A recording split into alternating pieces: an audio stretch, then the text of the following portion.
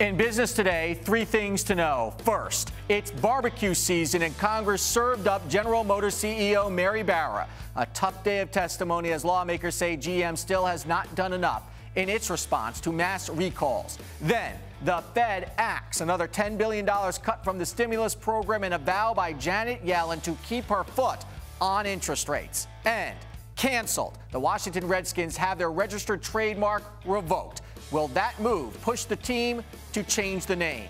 Arisexchange starts now.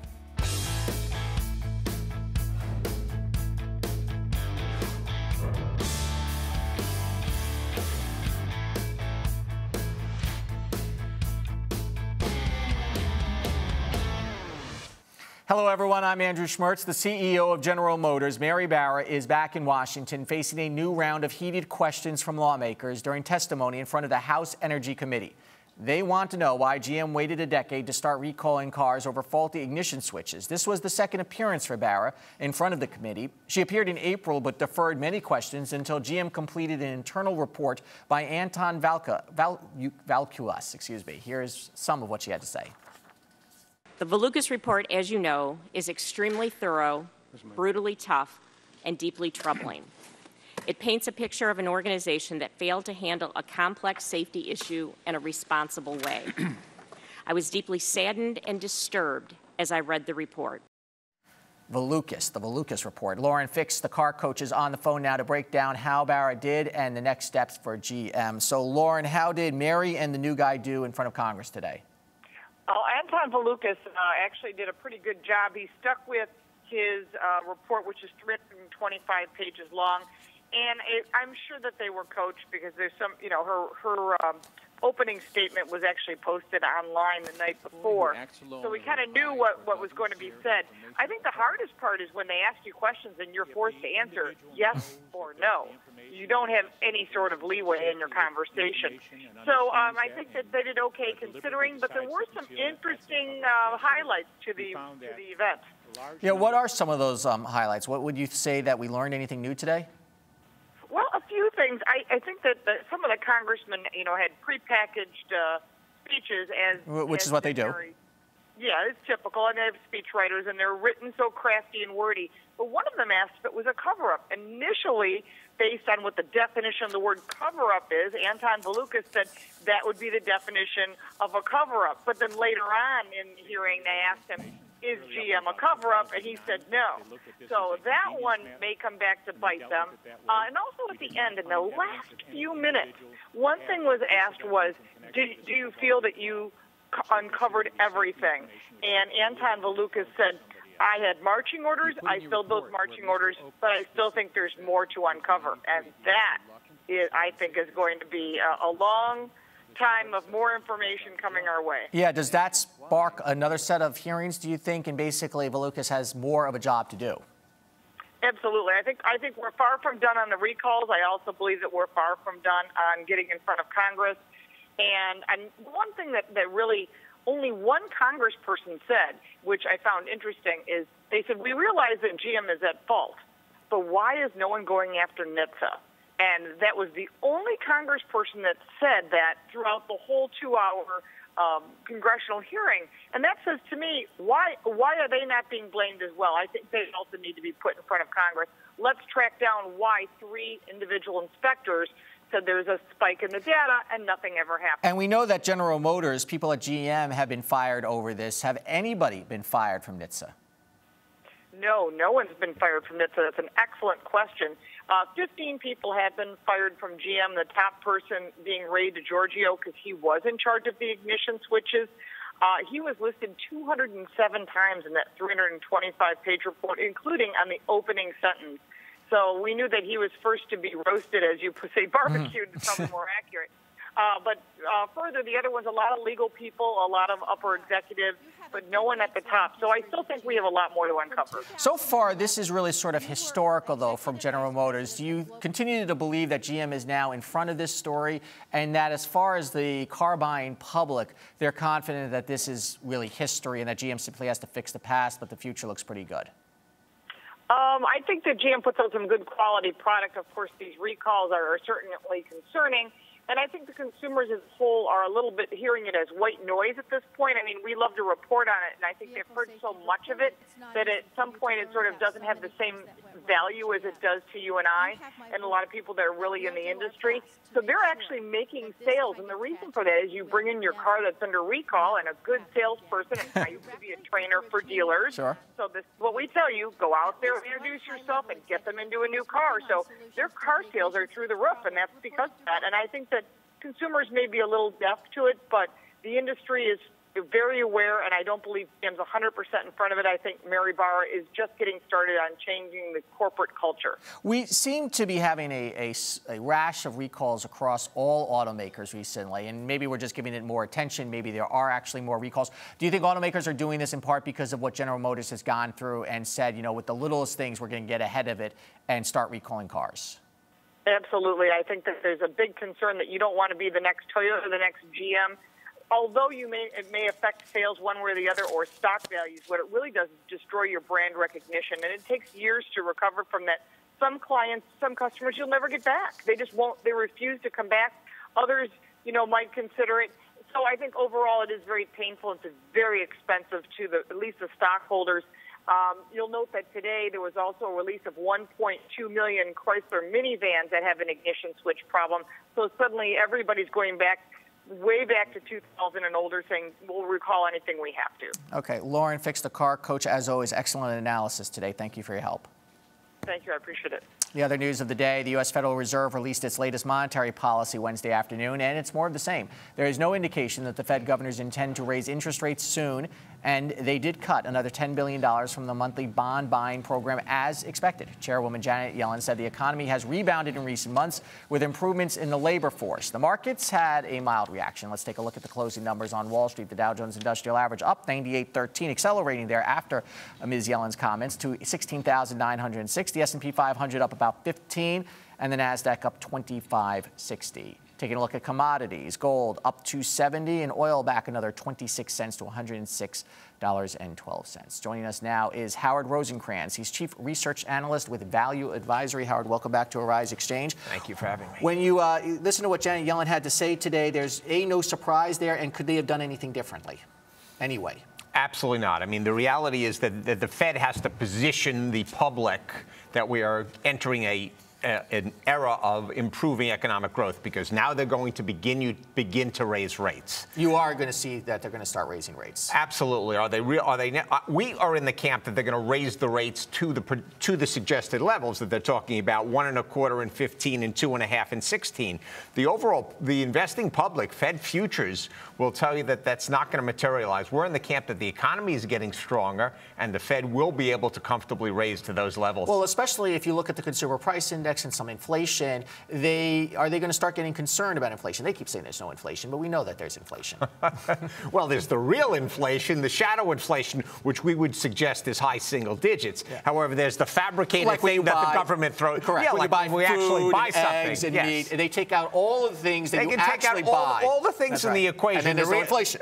They can pretend, so I can't even address that number with a serious remark. I can address the economy with a serious remark, and of course you do have the GDP influenced by the deflator. Mm-hmm. However, we do believe that nominal GDP is going to get meaningfully better. Unemployment is coming down. Yes, it's partially a function of a reduced labor pool, but the economy is getting better.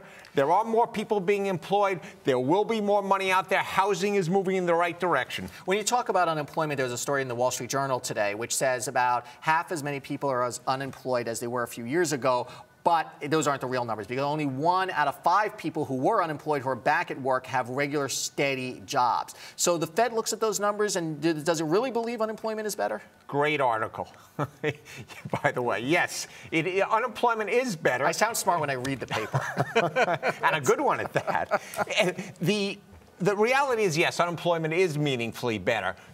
However, that's just taking people and zapping them out of the pool and putting them into a job per se. But it does mean we've bottomed out, and that the incremental employment is going to really reduce the pool of the unemployed and incomes, which have really lagged and ostensibly not moved over the years, are going to start to move higher. Well, there is that curve when, as unemployment comes down, wage pressure has to increase. And don't we want to see people earning a little bit more money? And we will take some modest inflation that comes along with that. Wage inflation, yes. At this stage, absolutely a huge plus. When it comes to interest rates, then, if you're in the markets and you believe that interest rates are going to go up and the markets are discounting that, then we're in for some maybe ugly surprises? Yes, we think that wage inflation is going to become a factor. Right now, you're looking at corporate earnings, the margins that corporations are achieving, absolute record level. Nowhere near in history have we come anywhere close, particularly in the context that we've had no revenue growth whatsoever. So that's going to put pressure on corporate earnings. You're also going to have pressure from higher rates, and so the alternatives will become more attractive. And we think there might be a correction in the near term. I think longer for the equity markets. In the equity markets, yeah, most people are thinking a correction. We haven't had one in a long time. We haven't had one in almost 3 years. And actually, if you look at the underlying dynamics of this market, small caps and micro caps have been particularly weak. They're all down this year. Do you then therefore see a cyclical change that the small caps will start to come back because they've had their correction? Well, maybe there's a correction happening in the big caps? That's exactly the camp that we're in. Small has been hit already. Small is presumably more economically sensitive. So in a worst-case scenario, we believe there'll be a parallel down move in stocks.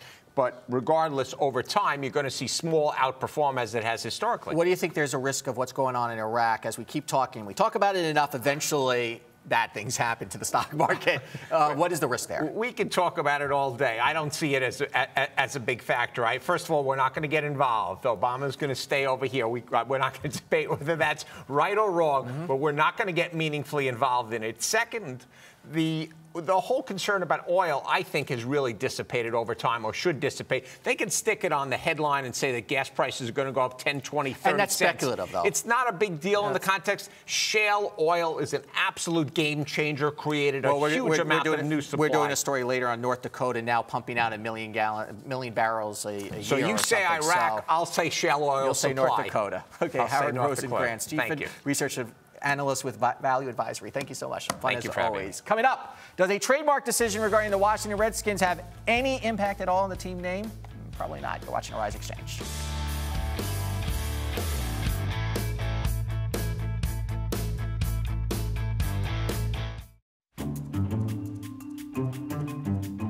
If I was building my own news network, first thing I think I'd want high-quality reporters, very educated, intelligent people.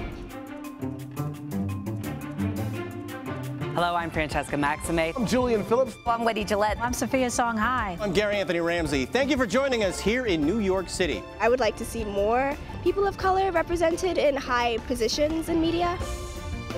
We've got world-class journalists, veteran journalists who have been in this industry for decades, not just in front of the camera, but behind the scenes as well. People need to understand the problems that are going on in the community are much closer than we actually think they are. Kayla Phillips is one of the shoppers who is suing Barney's, and she is here with her attorney. What is it that you want from them? Not to judge every African-American person that comes in your store.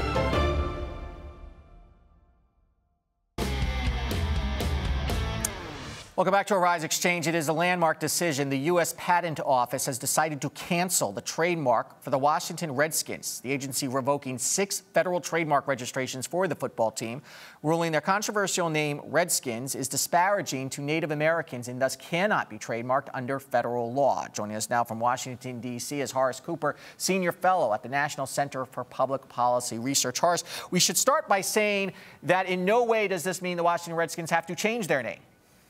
No, it doesn't. It doesn't force any of that. What it does do, if this decision were to stand, eventually other people could bring products to the marketplace that have that same name, and there would be limits on what the team could do to prevent them from selling them. Okay, so on 2 issues, I want to ask you the legal rationale behind this. But second, they still have what we call common law trademark rights. I mean, it might be very hard to argue if someone wanted to produce Redskins gear and sell it and get away with it, correct?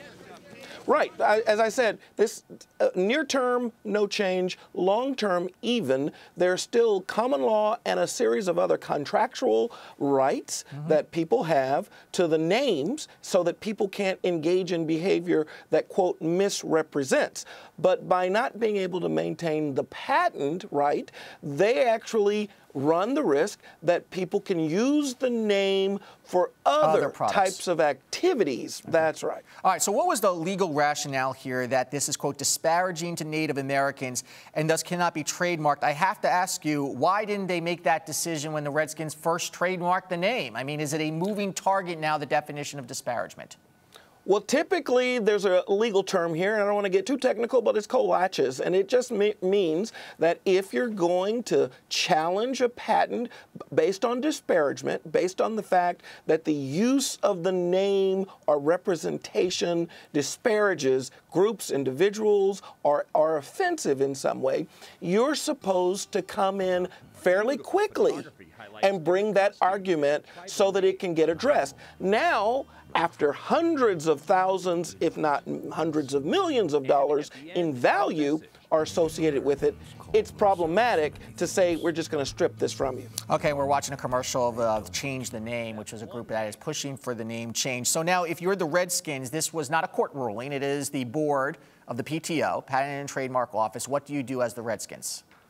Well, they have two choices. They could go into district court, or they could go into the federal circuit court here in Washington, D.C., and they could say that this judgment was inappropriate. One, the people who are bringing this case don't really have standing. Maybe they could argue. Two, the laches defense. It's too late. Too much water has passed. But three, more importantly, there's a First Amendment argument. The federal government can't deny you privileges and benefits because it chooses to no longer like what it is that you're saying, or it changes the standard for what it is that you're saying. Do you think that this is going to therefore hold up on appeal? I predict that this is ultimately going to happen the same way the earlier case about 15 years ago. They got a ruling from the Patent Office. The Patent Office ruling was set aside, and on appeal, the Redskins were able to succeed. But if they don't succeed, if the Patent Office wins, just think of groups like the NAACP or the United Negro College Fund. I was going to ask you that. The NAACP, I looked it up. They have a registered trademark, and you can argue that the phrase is outdated and derogatory.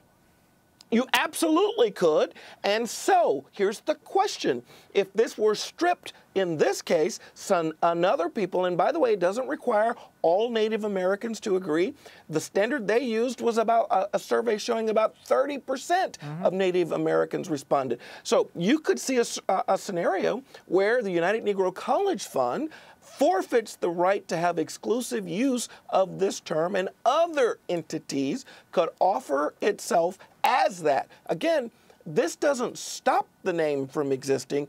It diminishes the ability to have an exclusive right to the name. For the Redskins, this is ultimately a public relations black eye here. There's tremendous pressure on the team to maybe change the name. And so the question is the government really able to compel that anyway under the First Amendment? It sounds like that this is going to, if the name gets changed, it's going to be because of a public outcry and because it's bad for business. Well, I think that should be the primary basis. It's very problematic when the federal government intrudes based on a viewpoint that it disagrees with. If this team were in almost any other town, I think you'd see a different reaction on the owner's part. But here in a predominantly minority town, that name actually doesn't come across as offensive, at least according to the surveys that I've been looking at. And it's a lot harder sell to say you're losing money because of it. It's an issue where it's going to take a little bit more education and a little bit more time, but the feds actually, I think, have set back the effort to change the name by the step that they're taking. Yeah, because they may dig their heels in, and the fact is if you're in Washington, D.C., you would give both your limbs and legs to have season tickets to the Redskins. Anybody who knows Washington fans. So it's going to be really interesting to see. So you think that the court may overturn this, and will that be the end of it? Could this go to the Supreme Court? Well, this could actually go to the Supreme Court. As I said, there's the First Amendment problem, there's the laches defense, and there's even a Fifth Amendment problem. What value are you taking away? Yeah. Exactly. A lot of issues here. I'm not sure the Patent Office was the place to address the concerns about whether you like or dislike this name. 2-1 ruling, 3 people making the decision today. Horace Cooper, thank you so much. Thank you. Time now for our business ticker. Stories making news around the world. President Obama met with congressional leaders today to discuss escalating violence in Iraq carried out by the Islamic militant group ISIS. The president consulted Senate and House leadership about an appropriate military response to violent unrest in the region. He has already committed to sending some troops to protect the U.S. Embassy in Iraq. The president is also scheduled to meet with Secretary of State John Kerry after Iran said it is considering getting involved in the sectarian violence. North Dakota has reached a milestone, with its oil production now reaching over 1 million barrels per day. It joins Texas as the only state producing more than 1 million barrels a day. The output for Texas is just over 2. Experts say the wave of oil coming out of the U.S., along with greater energy conservation, is helping keep a lid on oil prices worldwide. Amazon has introduced its very first smartphone. The Fire Phone, as it's called, has a 3D high-definition display that measures 4.7 inches. It can also recognize music and television shows and identify products, and then direct users to where else but Amazon to purchase them. The new phone will be available on July 25th for $200 and up, and a minimum 2-year service contract will be required with the exclusive carrier, and that is AT&T. And it's the most valuable stamp in the world, a 1-cent postage stamp from a 19th century British colony in South America, sold for $9.5 million last night at a New York City auction. It was the 4th time that the 1856 Guinea Magenta has broken the auction record for a single stamp. Sotheby's auction house said the buyer wished to remain anonymous. Ahead, the first 3 letters of the word funeral spell fun, and that's what makes our family our favorite people of the day. You're watching Arise Exchange.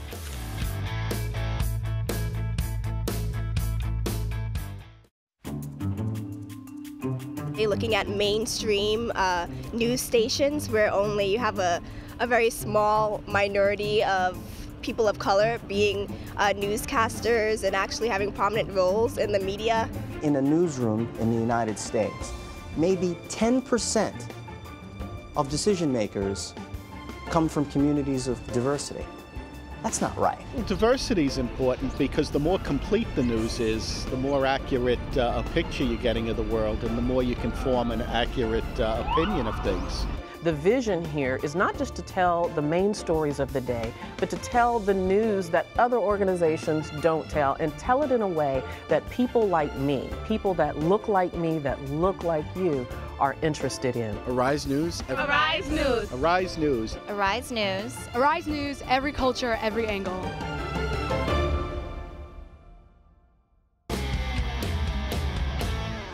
Time now for our favorite person of the day, when we pick one person or people who grabbed our attention and not for the right reasons. Today it is the family of Miriam Burbank, who decided to celebrate her life in a rather unusual funeral. Check out this video, courtesy of WGNO TV. Not only did they have a dance party funeral at her home in New Orleans, but Miriam herself attended despite being dead. In a scene straight out of Weekend at Bernie's, the funeral home was somehow convinced to pose her body at a table, and the family surrounded her with the things she loved most. That included menthol cigarettes, whiskey, and a can of Busch beer. Maybe if she drank better beer, she'd still be alive. And Miriam is dressed well, wearing a black jacket and yellow scarf. It would be hard to say, however, that she was the life of the party. Sorry. And so the family of Miriam Burbank, despite their funeral creativity, is our favorite people of the day. Coming up next, the private investment challenge empowering Ghana. You are watching Arise Exchange.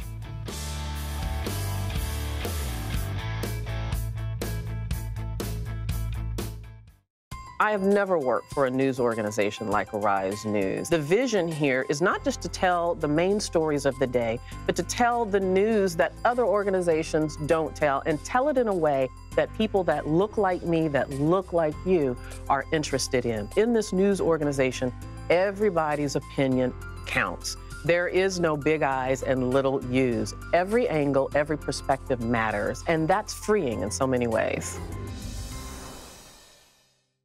One of the great things about Arise Entertainment 360 is we have this Arise to Your Health segment, which really focuses on the holistic approach of being healthy. So we do everything from working out to juicing to getting in shape by doing fun exercises like bouncing on a trampoline or wearing these bouncy boots on our feet when we're jumping all over the set. We've done karate, we've danced the weight off, we've done just about everything. And of course, I love when we eat on set, but we do it in a very healthy and clean way.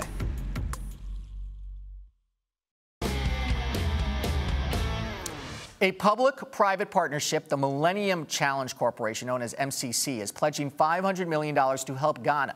This is the second MCC compact for Ghana. In 2012, $500 million was spent on agriculture and water infrastructure. The question is whether this contract and compact for power will really address Ghana and the rest of Africa's needs. Joining us now from Washington, D.C. is Tony Carroll. He is the vice president at Manchester Trade to give us his insight. Tony, welcome back to Arisexchange. Hey. Thank you very much. Good to be back. Just a little bit of background here of what the Millennium Challenge is and how it got created. Well, it was an initiative that came from the Bush administration, the son, the most recent Bush president.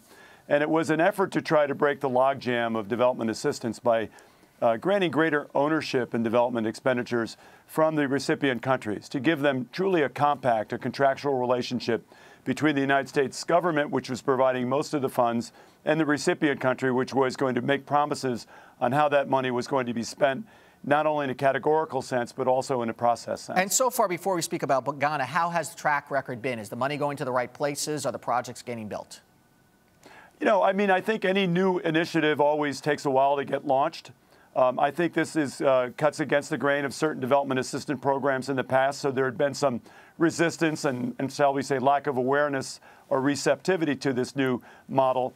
But I think it's starting to roll out and show some benefits. I think the idea of providing greater ownership by the countries is novel, and I think is a sustainable approach to development going forward. So I think the picture is looking better as to 5 and 7 years out what has been produced by these compacts. And it's not a handout. I mean, the countries have to really clearly demonstrate, they first have to apply for it, and they clearly have to demonstrate how it is going to be used, and like you say, take ownership of the project. Yeah, and that ownership just isn't symbolic, it's actual. They have certain benchmarks and milestones that they have to meet in fulfilling their obligations. They have to provide funds, matching funds, and they also need to assure that there are certain measures and in place that will prevent any sort of leakage or lack of governance, which of course has plagued many development programs in the past. And you know, we talk about the power problem throughout Africa. What is it like in Ghana? What kind of challenges are they facing?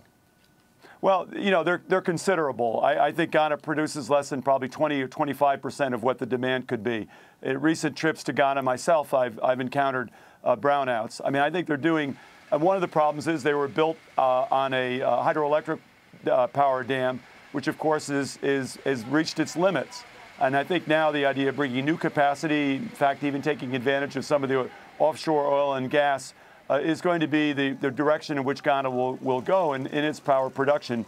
But, you know, because of institutional constraints, because of market conditions, the takeoff on this has been slower than has been optimal. And ultimately, the economy in any of these countries have to be based in utility and electricity. Well, of course. I mean, there are certain parts of these countries that are going to be require off-the-grid solutions. These are remote areas or areas that are uneconomic to serve from a major grid. But I think the lion's share of production is going to have occur under conventional means.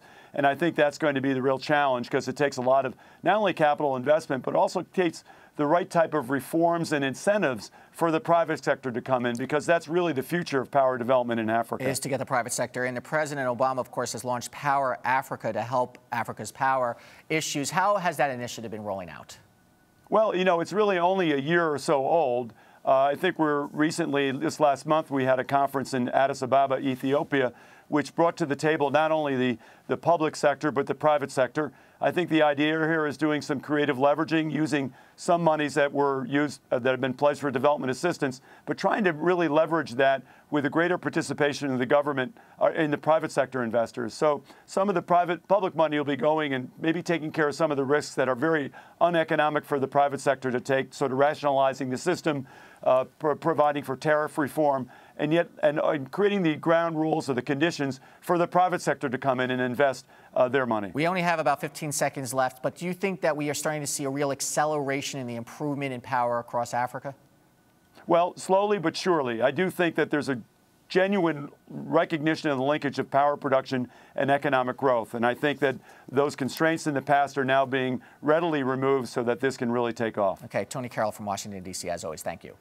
Thank you very Tomorrow much. on Arisexchange, the Supreme Court makes a decision that will determine the fate of your television, the fate of Aereo, a startup that lets you watch live network TV over the internet. Let's take a look at the markets once again. Green across the board after Janet Yellen and the Fed basically said that there will be no policy changes for now. I'm Andrew Schmertz. Thanks for watching Arisexchange.